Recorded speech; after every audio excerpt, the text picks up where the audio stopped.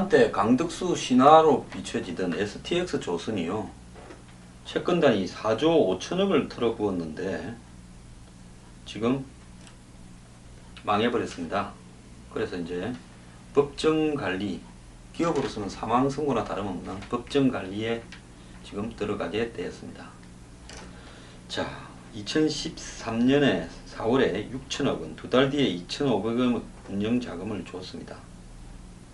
그럼에도 채권단은 경영이 회복될 거라 했는데 번번이 어긋났고요. 작년 9월에 또 4천억을 부었습니다. 당분간 문제가 없을 거라 했는데 고작 8개월 만에 그 돈 또 다 털어먹었습니다.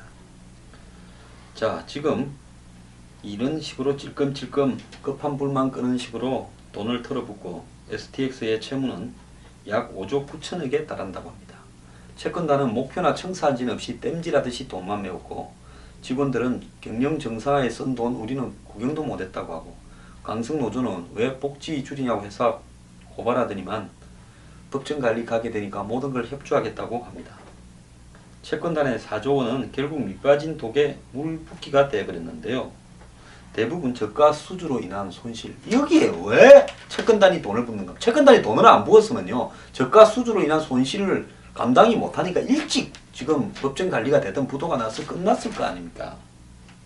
정말요. 이런 회사들 법정관리에 있는 회사, 산업은행에 있는 사실상의 공기업적인 회사, 대우조선 같은 회사 말입니다. 저가 수주를 갖다가 밥 먹듯이 한다는 거 정말 이해가 안 갑니다. 납기 지연으로 인한 보상비용. 이것도요. 할 수 없는 일을 수주한 거 아니겠어요? 회사채 상한 비용 등으로 다 나가고 정작 제조업 경쟁력을 높이거나 생산성을 높이거나 경영 정상화에 쓰인 돈은 없다라는 겁니다. 그러니까 빚을 가지고요. 한마디로 모랄 해저드 안 분 돈 장치하거나 빚으로 빚 갚는 짓거리만 한 거죠. 자, 수천억 손해를 예상하고도 수주했다. 산업은행은 손실 끼칠 계약을 남발했다고 이제서 이야기를 하고 있습니다. 자, 채권단은요. 경영 정상화나 부실 정리 대신에 빚 갚는 데 지원금을 대부분을 사용했습니다. 저 돈 떼일까봐 또 빚내서 또 저것 돈 받아가는 거예요. 자, 법정관리 들어가면 배 만들면 만들수록 적자를 보는 구조인데 수주 절벽까지 겹쳐 있는데 법정관리 된다고 살겠습니까? 제가 볼 때는 그냥 이걸로 문 닫아버리는 게 낫다고 봅니다. 자, 5월 말까지 1,000억의 유동성을 현금을 마련하지 못해서 부도 위기다 이러는데 채권단은 이제 물린 돈 떼일 거 각오하고 지원 중단을 결정했다는데 자, 실물 경제에 미치는 손실이 클 거다. 1600 협력업체가 줄도산을 할 거다 이야기했는데요. 직간접 고용 근로자가 6,700명이다. 그게 6,700명이 아니라 67만 명이라도 망할 거는 망해야 됩니다. 그것이 자본주의의 자유시장 경제의 논리 아닙니까? 왜 이런 데는 그런 소리를 안 합니까? 자, 오늘 이걸 기하로 해서요. 제가 패거리 자본주의 이야기 좀 하겠습니다. 6조를 털어붓고도 STS 조선이 법정관리가 가게 된 것은 패거리 자본주의의 참사다라는 보도가 있었습니다. 그 패거리 자본주의라는 부분은 뭐냐? 왜 이렇게 6조를 붓고도 망했느냐? 이런 어떤 논란이 지금 한번 규명이 돼야 된다는 겁니다. 이 회사는요, 지금 올 들어 한 건도 수주 못했고, 지금 당장 1조 이상의 돈이 있어야 급한 걸 막을 수도 있고, 그래서 수주는 안 되고 올해 들어서 들어갈 돈은 1조가 더 넘고, 그리고 지금 이 들어간 돈 중에 한마디로 부도날 액수로 예상되는 게 5조 5천억이라고 합니다. 산업은행이 3조 물렸고 농협이 1조 3,200억, 수출입은행이 1조 2,200억 순인데요. 법정관리에 따른 국내 은행의 추가 손실은 2조 원이 수준이라는 겁니다. 법정관리다 하면 또 추가적으로 더 나오겠죠.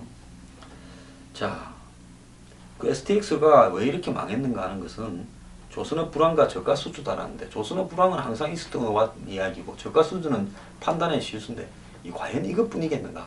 과연 강덕수 신화라고 불리던 오나는 요렇게 저렇게 해서 싹 빠져나가 버렸는데 과연 왜 STX가 이런 무리한 일을 조선업 내리막길에 벌려왔는가 하는 책임은 이제 누가 지는 겁니까? 국민이 나눠져야 됩니까? 한때 신화라고 좋은 것은 지가 다 빼먹고 이제 껍데기만 남겨서 빚만 국민과 은행한테 다 떠넘깁니다. 여기에 정치인들이 뒤봐준 일이 없는지 조사해야 되는 거 아닙니까? 자, 하지만 금융당국 정치권 채권단 책임론도 이렇게 거세지만은 이 부분에서 누구도 이걸 조사를 안 하겠죠. 지금 대우조선 조사가 지연되고 있는 거 한번 보십시오. 감사원이 합니까? 에? 검찰이 합니까? 금감원이 합니까? 아무도 안 합니다. 자, 여기에는 책임지지 않은 관료주의 탓도 하고 또 지역경제 붕괴와 실업난을 앞세워서 여기 지원해주라고 때를 쓴 지역의 국회의원들 압박 탓도 있고 당시 정치권은 STX 회사채 2조 원을 떠안으라고 국회에서도 난리를 쳤습니다. 그래서 채권단은 첫 단추부터 잘못 끼운 구조조정이었다. 2014년 4월에 STX가 자율협약을 신청한 다음에 7월에 2조 7천억 지원해주고 2014년 2월에 1조 8천억을 지원해주고 2015년 12월에 4,530억을 지원해주고 이러면서 이제 작살이 나기 시작해 간 겁니다. 자, 산업은행은 자영 출신을 자국은행 출신 직원을 STX에 내려보내는데 급급했고 이렇게 다들 망하는 회사에서도 뜯어먹는데 급급했습니다. 이 패거리 자본주의 뭔지 한번 봅시다. 자본주의라고 뭐 다 같은 자본주의 아닙니다. 자본주의도 발전 과정에서 다양하게 분화되는데요. 천민 자본주의도 있고 슈퍼 자본주의도 있고 그 다음에 이 지금 러시아처럼 일부 권력층이 정치 경제 전반을 장악하는 패거리 자본주의도 있는데요. 지금 한국의 주요 언론이 지금 STX나 조선조선에서 벌어지고 있는 이 돈이 끝없이 물려서 들어가는 이 사태를 패거리 자본주의라고 규정을 했습니다. 그렇다면 결국은 이 사태의 배후에 뭐냐? 끼리끼리 다 해먹는 그런 구조 속에서 이렇게 돈이 물려 들어가는 거 아니냐? 이렇게 봐야 되겠죠. 패거리 자본주의가 등장한 기원을 쭉 따져보면요. 미국의 이 남북전쟁에서 북군이요. 전쟁에 이기기 위해서 남부 지역을 초토화 작전을 벌였습니다. 그래서 거의 남부 지역의 지배층들이 가진 농장이나 집들을 다 태워버리는, 그래서 전쟁에 진 남부의 주요 지역은 거의 잿더미만 남게 돼서 남부는 이제는 귀족도 노예도 없이 전부 가난한 사람들만 남았다. 이렇게 이야기가 있었습니다. 이래서 이제 남부 지역에서 이 농민들이 가난에 벗어나기 위해서 협동조합을 만들었는데 그 이제 이 좀 세력이 커져서 힘도 좀 생겼죠. 근데 농민들이 철도 요금에 대해서 굉장히 불만을 제기했습니다. 철도 회사가요, 사회 지도층 인사들에게는 1년 성차권이라는 명분으로 아주 싼 값을 받고 일반인한테는 매우 비싼 요금을 받았다는 겁니다. 당시 미국의 철도는 다 사철이었지 않습니까? 지금도 그렇지만요. 개인 철도였죠. 곳곳이 다. 부르는 게 값이죠. 그래서 이걸 협동조합, 농민들 협동조합이 이 문제를 갖다가 제기를 하니까 연방거래위원회가 설립이 되어서 이런 철도에 대해서 합리적인 요금을 책정하라고 이렇게 지시를 하니까 철도회사들이 저항을 해서 소송에 갔는데 판사들이요, 철도회사와의 커넥션, 친분 때문에 철도 요금은 철도회사가 정하는 거다라고 편을 들어줘 버렸습니다. 이때 이제 나타난 것이 전형적인 패거리 자본주의입니다. 즉 철도회사와 서민들한테 고임금을 뜯어먹고 부자들 힘센 사람한테는 그 사람들의 목소리를 생각해서 싸게 철도 이용료를 받는, 이게 말이 됩니까? 근데 판사들이 이 사람들을 편을 들어준다. 즉 철도회사와 판사들의 패거리 자본주의입니다. 그래서 정부 관계자와 기업 관계자들이 친분을 통해 나눠 먹으면서 사익을 추구하고 의회는 뭐 이걸 갖다 막으려고 하지만은 또 녹아나서 그때그때 다 이런 규제가 없어져 버린다는 겁니다. 정부가 관피아 해법으로 우리가 세월호 이후에 관피아가 초점이 됐죠. 저는 좀 의아스럽습니다. 민간 전문가 채용을 확대한다지만은 결국은 민간 전문가 채용이 어떻게 갑니까? 어제 한번 보세요. 아니, 관피아 없앤다면서 삼성이 사업을 벌리고 있는 버마에 삼성전기의 전 전무를, 버마 가본 적도 없는 사람을 경제를 위한다고 대사를 임명했습니다. 지금 가습기 살균제가 사회적으로 큰 문제가 되어 있는데 이 가습기 살균제 문제에서 한마디로 아무리 변호사지만은 너무했다. 악마의 변호사다. 데비스 애드버킷이라고 지금 이 언론들이 거론한 김현장이 들어서서 그 결과를 왜곡시키는데 기여했다 해서 김현장에 대한 사회적 비판이 높은데 그 김현장 출신 변호사를 또 계속 해오다가 또 법무담당 비서관으로 발령을 했습니다. 정부가요, 사법고시가 끼리끼리 해먹는다, 그런 걸 위해서 다양하게 이렇게 바뀌어야 된다고 로스쿨을 설립했습니다. 자, 그리고 정부가 민간인을 갖다가 공무원이 아닌, 행시를 통해서가 아닌 끼리끼리 기수 문화를 없애고 끼리끼리 밀어주는 부분 없앤다고 또 민간인 채용 확대를 했습니다. 근데 어떻게 됐습니까? 자, 이게 개선한 것이요, 견제와 균형이 돼야 되는데 그러지 못하다 보니까 민간인 전문가가, 이게 기업이에요, 전무가, 그것도 옛날 전무가 대사가 돼버리고, 또 말입니다, 한국 최대의 로펌에 그 로펌에 대한 비판도 많습니다. 청와대 법무비서관이 돼버립니다. 자, 이렇게 말입니다, 이 나눠 먹기에 치중하는 식으로, 이해관계에 따라 나눠 먹기에 치중하는 식으로 가게 되면 이것이 민간인 채용이 계약이 아닙니까? 로스쿨도 마찬가지입니다. 막대한 교육비 부담 때문에 그 로스쿨 공부를 갖다가 집에서 하기는 어렵죠. 그 평범한 집에서 로스쿨 학비를 떼기가 어렵습니다. 자, 이런 식으로 끼리끼리 문화를 갖다가 더 만드는 쪽으로, 기존의 고시가 문제다, 행시가 문제다 해서 민간 전문가 또 로스쿨을 하면서 그것이 또 계약이 돼버립니다. 자, 민간 전문가 운운하면서 정말 버마 대사 사태를 보면 할 말이 없습니다. 그래서 이런 방식의 지금 패거리 문화가 곳곳에서 지금 발생을 하고 있는 겁니다. 자, 정치의 핵심과 대기업 간의 패거리 문화, 그거에 의해서 대사가 결정되는 꼴을 한번 보십시오. 자, 이렇게 가면요, 한국에도 중국 같은 태자당이 올 수가 있습니다. 황장수의 뉴스 브리핑은 미래경영연구소가 여러분들과 그리고 미래경영연구소 회원분들과 더불어서 사회개혁을 위해서 만들어가는 방송입니다.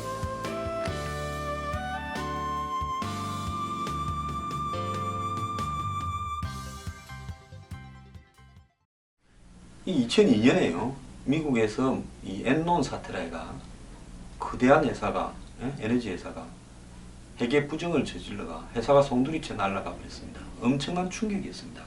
그때 미국의 패거리 자본주의가 위기에 봉착을 했다, 이런 어떤 내용들이 굉장히 사회를 강타했습니다. 그래서 엔론 사태에서 나타난 미국의 패거리 자본주의의 병폐, 회계 부정 사태보다 미국 사회에 더 큰 충격을 가져올 것이다라고 예상도 한 사람들이 많습니다. 자, 조지프 나이 교수는 엔론 사태 때 유럽이나 일본과 구별되며 비정실 자본주의, 크로니 캐피탈리스트미라 해가지고 서로 아는 사람끼리 봐주는 그런 것이 없는 미국식 모델에 대한 신뢰가 손상을 입었다, 이렇게 이야기하면서 소프트 파워를 군사력 경제력과 같은 하드 파워와 구분되는 국제사회에서 강제력을 사용하지 않고 목적을 달성할 수 있는 능력으로 이렇게 정의했는데, 그것은 도덕적 권위나 가치와 같은 게 그거죠. 양심이라든지 규칙을 지키는 것, 준법 정신도 포함될 거고요. 그런데 미국이 강대국이 되는데 이는 소프트 파워가 핵심이었는데 이 소프트 파워가 훼손됐다고 했습니다. 이런 신뢰의 위기가 나오면서 부시 대통령과 미국 지도층은 이 문제를 너무나 안이하게 받아들이고 또 적당히 덮으려고 하고, 이렇게 되면 이 미국의 이 기업의 회계 부정 방지나 이런 것들이 앞으로도 엄청나게 생겨나서 미국 사회에 큰 문제가 될 거다, 이렇게 하면서 부시가 이런 걸 대처하는 상황이 굉장히 문제가 있다라는 지적이 나왔습니다. 그러면서 미국의 정치와 기업의 결탁, 관료의 결탁, 이런 것들이 굉장히 우려돼서 미국 사회가 위태롭게 될 것 했는데, 그로부터 6년 뒤에 금융위기가 터졌습니다. 즉 금융위기의 본질도요, 미국 사회의 월가로 상징되는 대규모 이런 투자은행들과 한마디로 미국 정치권의 결탁에서 비롯된 겁니다. 그 패거리 자본주의의 전형이죠. 여러분, 한국 사회는 패거리 자본주의가요, 미국보다도 훨씬 심각하고 거의 중국 수준으로 가고 있는 사회입니다. 이번에 조선 해운 등에서 나타난 70조, 90조가 예사롭지 않게 투입되는 과정에서 국민들은 그 내막을 모르고 단지 노동자를 핑계대면서 하청 협력회사를 핑계대면서 돈을 투입해야 된다면서 실제 돈은 회사가 살아나는 것과 무관하게 없어져 버렸습니다. 그리고 그런 지원 과정에서 과연 정치적인 부패가 없었을까요? 누구는 지원해주고 누구는 지원 안 해줍니까? 모든 망한 사람을 다 지원해줍니까? 조선이 안 된다는 걸 알면서도 몇 조 원을 투입하게 되면서 전부 투입을 해도 받을 수 있다라고 단지 안이하게 판단해서 그렇다고 봅니까? 전부 눈을 감으면서 그렇게 하라고 누가 했기 때문에 그런 것입니까? 한국 사회의 패거리 자본주의를 청산하지 않으면요, 한국 사회는 희망이 없습니다. 한국 지금 전 세계 패거리 자본주의의 대표적 인물은 푸틴 러시아 대통령입니다. 이 사람은요, 맨날 그냥 마초맨처럼 흉내내면서 이 러시아의 모든 에너지 회사를 장악하고 또 자신들의 이해관계가 부딪히면 외국 나라도 침략을 합니다. 자, 그래서 오바마는 푸틴을 이 패거리 자본주의의 대명사라고 이렇게 규정하고 이 푸틴에 대해서 손을 좀 보겠다. 즉, 푸틴이 러시아의 은행과 러시아의 에너지 회사와 주요 기업들을 전부 자신의 측근 KGB 출신, 군 출신들로 해서 러시아를 거대한 하나의 마피아 조직처럼 만들어서 돈을 벌어가고 있다. 이렇게 보고 있습니다. 심지어 뭐 러시아 최고의 에너지 회사 유코스를 그 호드로콥스키라고 하는 한마디로 그 신흥 과도 재벌이 했죠. 그걸 뺏어버렸지 않습니까? 감방에 보내버리고요. 그렇죠. 그 측근들한테 나눠줬습니다. 그리고 실제 주인은 자기겠죠. 그래서 러시아가 뭐 노골적으로 하고 있지만은 한국은 은밀하게 하고 있지만 과연 한국이 러시아보다 이 패거리 자본주의에서 더 나은 게 있냐라고 봤을 때 저는 없다고 봅니다. 조선이나 해운에 이 투입된 돈들이 처리되는 이 방향을 보면요, 이것이 과연 아무런 정치적인 이해관계 없이 은행들의 순수한 경영 판단에 의해서 이런 일들이 이루어질 수 있다고 보십니까? 그리고 저렇게 적자수주, 납기 지연에 의한 지체 보상금, 그게 과연 전부라고 보십니까? 이면에 빼먹은 돈은 없다고 보십니까? 이해관계가 없는 일에 정치인, 권력자, 은행들이 다 달라붙어서 경영진까지 이렇게 몰두하겠습니까? 갈 때까지 뜯어먹고 가보자. 나중에 다 뜯어먹고 뺐다기는 국민들 앞에 던져서 다시 국민들이 살을 붙여라고 하자. 이거 아니겠습니까? 그래서 살 붙여놓으면 또 뜯어먹고요. STX뿐만 아닙니다. SPP 조선도요, 이제 법정 관리에 갈 것 같아. 내가 팔려고 하는데 안 팔린다. 여기도 돈이요 2조 원 이상 물려 있다고 합니다. 앞으로 얼마나 숨어 있는 게 더 나올지요 아무도 모릅니다. 패거리 자본주의 진짜 청산해야 됩니다.